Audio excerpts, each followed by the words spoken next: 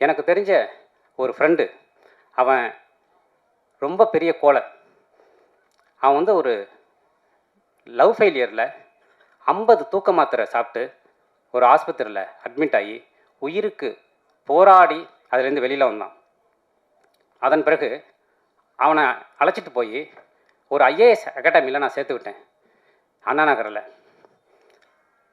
இந்தியாவின் முக்கியமான IAS academy அது. அதை நடத்தி கொண்டிருந்தது என்னுடைய நண்பர். தொடர்ந்து பல இளைஞர்களை தன்னம்பிக்கையின் வழி நடத்தியவர். அவர்கிட்ட போய் இந்த பையனை ஒப்படைச்சேன்.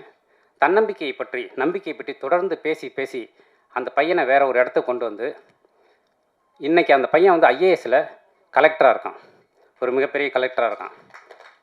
ஆனால் அவனை இந்த தன்னம்பிக்கைக்கு அழைத்து வந்து கலெக்டராக ஆக்கிய எனது நண்பர், அந்த ஐஏஎஸ் அகாடமியை நடத்தி கொண்டிருந்த அந்த நண்பர் பின்னர் தற்கொலை செய்து கொண்டு செத்து போனார்.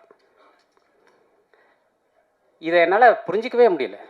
இந்த இடத்துல தான் நான் மனிதர்களின் பின்னால் அவர்களை புரிந்து கொள்ள ஓடிக்கொண்டே இருக்கிறேன், தொடர்ந்து ஓடிக்கொண்டே இருக்கிறேன். அந்த ஓட்டத்தின் முடிவில் நான் கண்டுகொண்டது ஒரே ஒரு உண்மையைத்தான்.